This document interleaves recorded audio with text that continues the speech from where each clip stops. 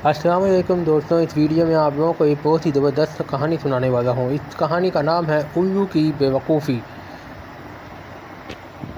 چیل نے انہیں خاموش کرواتے ہوئے کہا، آپ سب ان کے پڑوسی ہیں نا، پہلے میری بات سنیں پھر فیصلہ کیجیے گا۔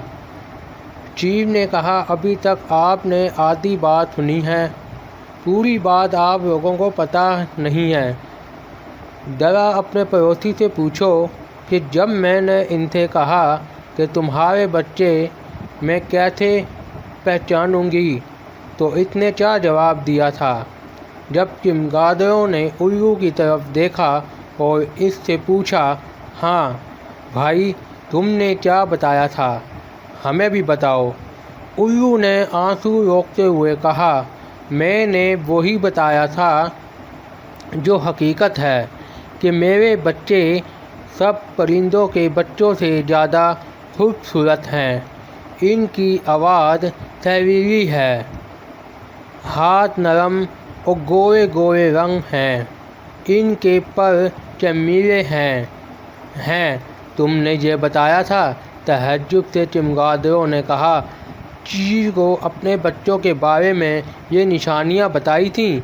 چیل نے کہا، اب بتاؤ اس میں قصور کس کا ہے؟ میں تو شکار کی تلاش میں ادھر ادھر اڑ رہی تھی۔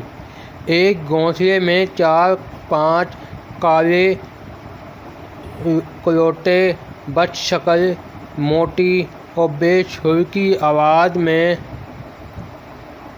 گونجتے ہوئے نظر آئے تو میں نے سوچا کہ یہ بچے میرے دوست الو کے ہرگز نہیں ہو سکتے، کیونکہ نہ تو یہ خوبصورت ہیں اور نہ ان کی آواز میٹھی اور سریلی ہے۔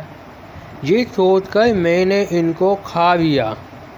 اس کے بعد جو ہوا تو ہوا، تم سب دیکھ رہے ہو۔ یہ سننے کے بعد ایک چمگادڑ نے آگے بڑھ کر الو سے کہا، دیکھو اس میں چیل کا کوئی قصور نہیں، ساری غلطی تمہاری خود کی ہے۔ تم نے اپنے بچوں کے بارے میں درست معلومات نہیں دی، اسی لیے تمہیں نقصان اٹھانا پڑا ہے۔ دراصل ہر ماں باپ کو اپنے بچے بہت خوبصورت معلوم ہوتے ہیں، لیکن حقائق چھپانا بعض اوقات مہنگا پڑ جاتا ہے۔